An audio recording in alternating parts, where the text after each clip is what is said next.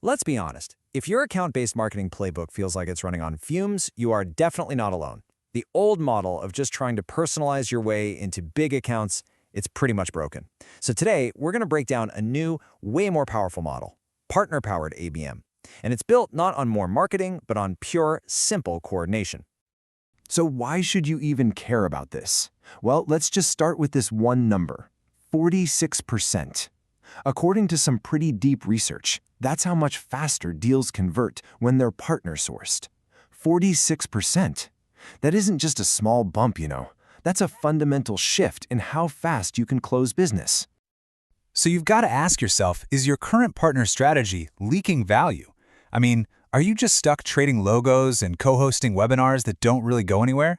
If you can't say exactly how your partner gives you access you don't already have, then the answer is probably yes. Okay, so to really get the solution, we first have to agree on what the problem is. We're kind of at what you could call the single vendor dead end. Yesterday's playbook is broken, and it's for a really simple reason. The buyers have just completely changed. They don't trust individual brands the way they used to. They trust ecosystems. I mean, Forrester Research is crystal clear on this. Over half of millennial and Gen Z buyers bring in at least 10 external influencers for their buying decisions. 10. The fastest way into a deal isn't your logo, it's the partner your buyer already knows and trusts. And the impact here is just staggering. The data shows partner-sourced deals aren't just a little bit better, they are in a whole different league. Deal sizes get a 40% boost. The close rate jumps up by 53%. And that conversion speed, that massive 46% we talked about, co-selling isn't just a nice-to-have anymore, it's a must-have to compete. And this, right here, brings us to the core idea of this whole thing. This is not about better co-marketing. The absolute most crucial point is that we have to reframe the entire challenge. It's a coordination problem, not a marketing problem. This slide just lays it out perfectly. The old way treated this like a marketing problem, right? Get more leads, create more co-branded content, and, what did that create? More chaos. The new way completely reframes it as a coordination problem that's laser-focused on three things: shared trust, shared signals, and shared motion. And that first pillar, shared trust, it's all built on this concept called trust asymmetry. So what is that? Well, it's the strategic leverage you get when your partner has access, credibility, or a big installed base in an account where you just don't. This isn't about your brands looking good together. It's about literally borrowing credibility to speed up the deal. So how do we actually put this into practice? We have to move from the theory to a real executable system. It's all about building a joint playbook that turns these ideas into a repeatable, measurable engine for growth. The whole system really just boils down to these three pillars. First, you've got to align on a super specific slice of your ideal customer profile and document your partner's unique trust asymmetry. Second, you build a joint signal graph, think of it as an automated system to share intel. And third, you run synchronized plays with really clear rules so your sales teams never, ever collide.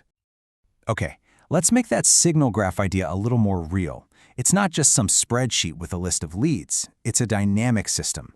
You define signals on your partner's side, like, say, a big spike in their product usage, and on your side, like someone visiting your pricing page 5 times. When both of those signals pop up in a short window, boom, that triggers a high-value score and immediate coordinated outreach. And the absolute key to making all this work without it turning into total chaos is this golden rule: one account, one active motion, one owner, at a time. That discipline is everything. It makes sure the buyer has a seamless experience, and it stops that internal confusion that just kills deals. Okay, so this all sounds great in theory, but where do you even start? Let's make this feel super achievable by breaking down what it takes to get this coordination engine up and running in your first 30 days. So that first month is all about building a really strong foundation. Week 1, that's for partner selection and making sure you have deep ICP overlap. Week 2 is all about documenting the rules of engagement and how you're going to measure success. Week 3, you set up that initial signal graph. And by week 4, you're creating your co-op content and training your SDRs. It's a focused sprint, but it's totally doable. Now, a quick but really crucial point on that content. You absolutely need these 3 non-negotiable assets: a joint point of view brief, an integrated case study, and some kind of shared diagnostic tool or calculator. And here's the key. These are not designed for lead gen or wide-reaching marketing. They are built for your buyer's internal team to build consensus. So what's the bottom line here? When you finally get this coordination right, what's the actual return on investment? What is this ecosystem advantage really worth? Well, the results are pretty dramatic. When you compare your solo deals to the ones you run with a coordinated partner motion, you see this huge uplift in win rates. We're talking typically between 15 and 25%. You just close more of the deals you're already working on. And you're not just closing more, you're closing them faster. On average, companies using this model see a 35% reduction in their sales cycle time. By borrowing that trust and sharing intelligence, you just remove all the friction and doubt that slows everything down.